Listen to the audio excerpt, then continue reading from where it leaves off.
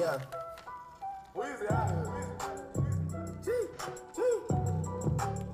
What is up, everybody? Welcome into another edition of Trust the Process Live here at the beautiful Villa on South Street. We'll get into that a little bit more at halftime, but guys, the NBA All-Star Weekend just passed, and the Sixers had some games as well, so we got a lot to get into. Let's get right into it. What were your takeaways from the All-Star game? Well, yeah, you can start. well, I was going to say, it surprisingly was one of the more entertaining All-Star games I've seen. You know, initially, Giannis' team jumped out so hugely. It was just like, okay, it's going to be another blowout. And then Damian Lillard was hitting threes from everywhere. And, you know, then you get Dirk in the mix. He's hitting some threes, which was great for the game. You know, and it got really competitive towards, you know, the third, fourth quarter. They pulled away, but it was more entertaining than I expected it to be. And I thought for me, you know, in terms of drawing people back in, I think this was a better weekend than it had been in recent years. Absolutely. I think it's cool. I think that people that like hate on the All-Star game are so annoying to listen to. They're like, I wanna see a trap. They don't play defense. Right. All right, well, they play defense in the regular NBA every night. What do you really need to see them go all out on D for this night? The other things I picked up from it are, one, the guys today, not just Steph and Clay, like the guys today in general are such good shooters, it's ridiculous. That's why they score more in the All-Star game. It's like 167, Yeah. something like that, threes taken? Well, it's not because they used to play defense in the All-Star game. It's because the guys are just better shooters now. Correct. If you look at it, like Lillard shot 17 threes, didn't attempt it 2. Harden shot 13 threes, didn't attempt it 2. The other thing I took away is that Ben Simmons, if he realizes it or feels like it, can run down the court, pass everybody on every single dunk play, whenever he wants and to. dunk whenever he wants. As soon as he gets that, he's just gonna. Well, I thought it was funny, even in the All-Star game, like, I figured of all places, this would be the time that Ben Simmons maybe loosens up. No, like, that's just I mean, his he still game. had 10, 7, and 6. And he did have a good game. Is there anything you guys would change? You're happy with the All-Star game. One more thing about Ben. Everybody knocks on him for not shooting. If you want him to shoot and miss, watch Russell Westbrook. That guy kills his team. They came back in that game. Not that it matters, whatever, but they came back as he was taking ridiculous shots. Well, all the shots, right. They used to go in, they don't go anymore. He's a terrible shooter now. Yeah. Agreed. Not very efficient. The game itself, there was nothing I would change. In terms of the weekend, I mean, I like the skills competition. I thought it was cool. I like the fact that Joe Harris from the Nets, who like literally only like 5 people outside of Brooklyn have ever heard of, actually came out and beat big name shooters that people expected to win. I thought the dunk contest was entertaining, a lot better than it's been in recent years. I mean, listen, Diallo's got some hops, but we knew that if you follow basketball enough. I thought it was competitive. Zion beat him in high school, and we're going to get that rematch. And there you're going to get that rematch next year for sure. So That'll be fun. It'll be fun to watch either way. Well, something that was not very fun to watch was the game before, 2 games before the All-Star break for the Sixers. A tough loss to the Celtics. Why can't the Sixers beat Perry? Tell me, why can the Sixers not beat the Celtics? We can beat the Celtics. We didn't that night, but we can beat them. Win. What do you mean when? Obviously, all right. So, admittedly, they have owned us right now for the 2 years that we've been good. I'm not going to go back before that. Doesn't No, matter. doesn't matter. But it's not like they're blowing us off the court, right? Every game is coming down to a possession or two, which is actually good and bad. It's good because clearly we can play with them. It's bad because it's telling of the likelihood of what will happen in a playoff series. However, we have Tobias now. And that game, he played so bad. He's 0 for 6 from 3. Yeah, he's like 4 for 14 from the field. That's not going to happen again. So we don't want to give any credit to the fact that Brad Stevens literally Oh, went I'll to give J.J. them- Redick's man every trip down and played on the mismatches. I will give or them the credit. fact that every single time he gets to a one-possession game, he outcoaches Brett Brown. Or the fact that he knows how to defend that dribble handoff at the top of the 3 line with Joel Embiid every single trip. I feel you, but hear me out. So you're saying that, and you're not wrong. Oh, okay. But if Joe gets the call at the end on Horford, which was obviously a foul, that game probably ends differently. Are you still saying the same thing? I'm with you, though. Stevens is great, and he knows how to guard us because we run the dribble handoff, the pick 100 times a handoff game. to JJ all the time, and they know how to defend it. Now I do expect Brett to make changes to that and hit him with a few like fake dribble handoffs and go to the basket. But I think Ben's got to take over the game. He's got to be more aggressive on offense because you saw he went 7 for 9. Like he can dominate that game. And Joel, for whatever reason, has it in his head that he can't bully Horford. Nope. He's got to get over that. Yeah. I mean, well, here's the thing. Horford is a crafty veteran who's been around a long time and played against guys that he's typically been undersized against. He knows how to defend bigs. The other piece is Joel Embiid, for all his skill set, isn't very athletic. If you look at him, he doesn't. Wait, what? He is not super. He's not. He's a not super, athletic. Listen, when you look He's at those 7'2". 7'2". He can do a Euro step. Listen to what I'm saying. When I'm saying he's not athletic, I'm saying let's look at the play where he turns and He barely gets off the ground for a lift. He doesn't have a very strong in terms of athletic move. Like if you looked at Shaq in the paint, it was dominant because Shaq was super athletic. He was quicker. Fair. Yeah. Embiid doesn't have this. So when you're going against a guy that's a crafty veteran who knows how to play against what it is that you're not good at, you have to find other ways to beat him. Stand out there jacking 8 threes ain't going to beat him. that wasn't And that's where Brett Brown has to pull the, listen, stop shooting threes, go play top of the key and down. And Ben Simmons, listen, I don't think they'll beat them this year if they see them. They want to avoid them at all costs. I hope somebody else knocks them off. But I also think that until Ben Simmons develops a mid-range jump shot like a Sean Livingston, he'll never be the complete player he can be. Of course, he can't be a complete player, but he can still be one of the best players on the court. Obviously, he was the best player on the court in that game against the Warriors that we won. Okay. And he's capable of doing that. Last thing with the Celtics, I believe that we will see them in these finals. That's what I'm saying. Like, everyone overreacts to that loss. They're awesome. We are the best teams. And it's really all 4 teams are awesome in the East. I do think that we'll finish as the 3, they'll be the 4, and we'll see them in the East Finals. Well, in that game, Marcus Morris and Gordon Hayward, 2 guys who are usually role players. Gordon Hayward can be more, but in their team this year, they're role players. They shot like 65%. And when you look at what the Sixers stars did, Tobias Harris 0 for 6. Joel didn't have a good game. Ben was 2 for 7 from the free throw line. Jimmy Butler missed some clutch free throws. Looking forward, who needs to step up the most for the Sixers down the stretch, ET? Brett Brown. I mean, he needs to do a better job. I hate to sound like Andy Reid, but listen, he's been running that same vanilla offense for 2.5 seasons. He doesn't. And we're a top 5 offense. He doesn't run any. In the regular season, it looks great, but in the playoffs, when you have to play the same team and they can condense the defense and shrink the floor and put you in a half-court set and know what you're going to run because you run the same thing over and over again, that's where you get exposed. The Sixers were favored in every single game against Boston last year and won none of them because all they had to do. No, we won one. They won one. I'm sorry. They won one. But all they did was stand back and let Ben Simmons shoot because listen, the dribble handoff's coming. You guard it. You show on the other side, and then you force them to have to give the ball to Ben Simmons. And we let him shoot. He's not going to shoot it, so we're fine with that. Like sweeping conclusions off a couple That's plays. what you Like, saw. If Bellinelli is an inch back on that 3, we win that game, right? And like, I just.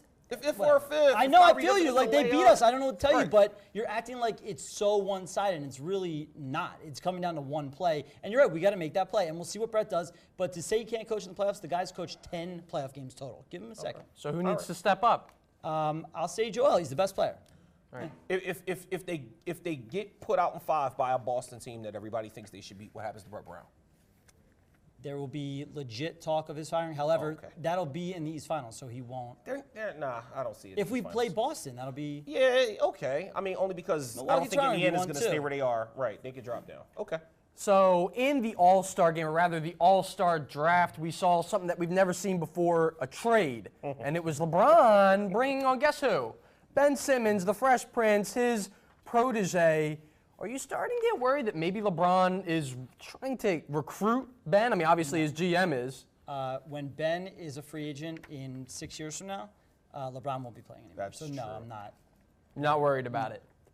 Do you see any scenario next year? If you don't know what restricted free agency is, that means next year he's got to make a decision. He can either sign a 5-year extension with us for $150 million, or he can sign a 1-year, $6 million contract. No. Do you think he's going to choose that? Well, I mean, look, I can't say Ask for our better boy or for Nerlens worse. Noel what he thinks about that, because Right, he signed the the qualifier. Nerlens Noel prophecy. Shot You go himself ahead in and the turn foot. down the money and. No one is going to sign that qualifier. Right. He's going to sign.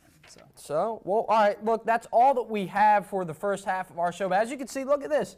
We got us all dripped out here at Detail Art Villa, and we're going to kick it over to our man Jalen to take us around the store. What's up, y'all? This is Jalen here with Detail Art Villa. I do everything marketing, promotions, community outreach for us in Philly and the surrounding areas. We're here live with Trust the Process Live. They're going live in the store with us today. We're here on 6th and South, right here on Villa South Street. Do everything from Puma, Adidas, Reebok, Nike. Everything you need, we got, all right? We got the 990s right here. Check out the V5 coming soon. Everything you need, we got, like I said, we got the Spectra Pumas right here. Very nice, limited shoe. Come check us out on 6th and South, all right?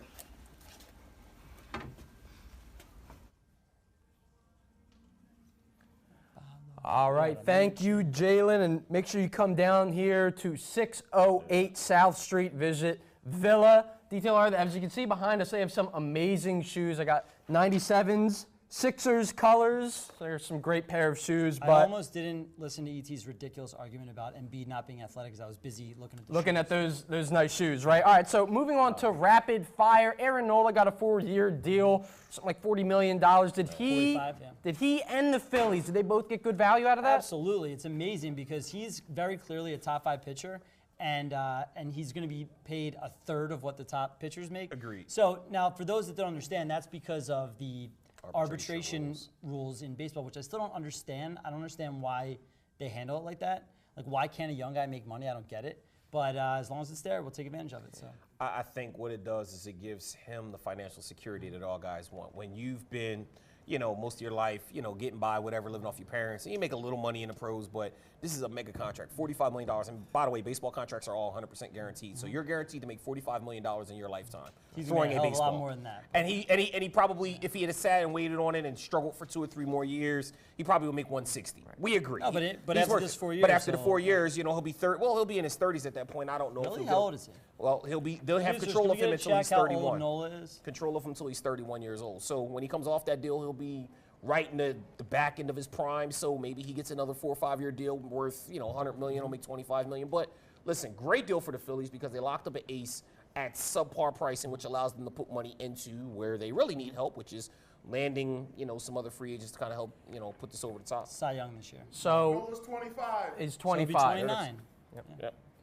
So another person, or rather 2 people who made a bit of money in this past week, Colin Kaepernick, Eric Reed, rumored to get $60 to $80 million from the NFL to settle the collusion against them. So they settled out of court. Perry is the lawyer. Break down what that means. Well, first of all, I find it hilarious that anyone is saying a price range because it's total conjecture. The settlement agreement absolutely contains a mutual confidentiality clause, which means they can't talk about it. So anybody who's talking about it is just totally guessing. So it could be 10 million, it could be 100 million. I don't know. My guess, it probably falls around 50-ish, which he should get because they absolutely did collude. And the owners didn't want that to go to trial, so I'm happy for him. They were going to get exposed pretty bad when the guy from Tennessee, made the little comment. Like, listen, there's no doubt that they were colluding. It was going to come out. It was going to make the NFL look bad. They just wanted it to go away. They're a $2 billion a year business. Give the guy 50, 60 million, let him walk away. And you know what it also tells you? Everybody, no matter who you are, has a price. Because granted, I understand his argument. I understand the collusion piece of it. But the whole reason the collusion took place is because of his stance on a political surface. And when it boils down to the nuts and bolts of it, Eric Reed's in the NFL making money. Colin Kaepernick has now gotten enough money to live off comfortably and probably may get looked at for another NFL job. I do think the argument that he only did it for the money is ludicrous. No, I don't because think he he would only have did made it for that the- money and more if he kept Agreed. playing. A and B, it doesn't make his protest any less meaningful. No. Obviously, it was very meaningful, but all he did was say, all right, yeah, I'll take the money because you guys colluded against me. He didn't say, if I come back, I'll stop kneeling. Well, Then that's- I would say maybe. Well, that's the question because I've heard that, there were a couple teams rumored to have made an offer to him or he's been talking to some teams. And obviously the question is going to be where you can continue to kneel and protest. Well, let's see what his answer is. If his answer is no, I'm not going to kneel and protest, now it seems a little shaky. But if he says no, I'm going to continue to kneel, then I respect that 100%. So teams that are looking for a quarterback, maybe Colin Kaepernick will be out there. Another guy Miami. who will definitely be out there to pick will be Kyler Murray. Turned down baseball. Did he make the right decision? I think you have to make the right decision for yourself. I think anybody that tries to say what the best decision for these kids are is an asshole. So, like, if he thinks the best move for him is to go to football, great. What would I do if he's basically my size, right? Like, he's like 5'9", 5'10". I would play baseball because I would be worried about, long-term health in football. With that said, to be a quarterback is so much cooler than playing in the minor leagues for the next 3 years and then playing in Oakland. So I don't blame him. I look at it this way. The average contract of a starting NFL quarterback trumps anything he'll ever make as a mid-tier AA, AAA player. He may not make it to the pros as a baseball player. And only a handful of those guys get those mega contracts. Everybody else kind of makes, decent money, but not what you'll make in the NFL. And he'll have a shorter career, so he'll have more personal life on the back end. And where do you think he'll go, actually, in the First round. draft? You think he'll be a first rounder? Absolutely, yeah. Miami, come on. Let's go. Oh The my early gosh. mock drafts are always so funny to me because it always has like all defense at the top and O-line, and those guys go, but there's always quarterbacks that go in the top 5. So Agreed. ultimately, him or Haskins or both will go top 5. Right. Yep, and that is Not the wrong. quarterback position in a nutshell. But moving on now, It is now into February, middle of February. Bryce Harper, Manny Machado, they're still not signed. So tell me, over under March 1st will be the signing date for one of the two. I don't care. I'm so sick of it. I did this rant before on the last show. Like, it's so annoying at this point to look at these people on Twitter tweeting, oh, it's happening tomorrow. They told the season ticket salesman to come in to work today. Like, shut up. None of you know. Stop talking about it. And to the players and the owners, like, this is ridiculous already. This is hurting your game. So do you put it on the owners? I'm as big of a sports fan as anybody, and I have lost interest in this because it's ludicrous. I will put it this way. Since it's the first year it's happened, Rob Manfred's done a pretty good job of managing certain things. I think what he'll do if he does it right through the CBA or next to the bargaining agreement is put a deadline on when you have to sign a free agent. Because there's no way guys should be back with their teams already doing pitchers and catchers. And Not you even don't just know. the whole and the team problem is there. It's not even, here's the problem. It's not just those them. two guys. There's like 10, 15, 20 other guys who are waiting to see They're where waiting. they More sign than that, to know it's if like they're going to get 100 offered. people. Well, so who do you put that on? Is that the owners or is it on the I agents? put it on a everybody. combination of the It's- owners, the agents, the players. Listen, they want their media fanfare. They want their 10 minutes of fame because, listen, Bryce Harper's never going to get another contract like this. Neither is Manny Machado. So they want to milk this for all that it's They're worth. waiting for each other. And that's Right. the thing. I don't think they're both going to the same team either way. So one wants to see who signs for more than the other. But the thing is, it doesn't really matter. You're both going to be wealthy and paid, and you're going to either play for a team that's They're going to arguing compete or over not. like a couple mil right now. It's like 10 years for 300 or 10 years for 310. 310, right? Doesn't matter. So kicking it on now to upon further review, let's see what people have to say in Facebook land. Sean, what do you have for us? Thanks, Jake.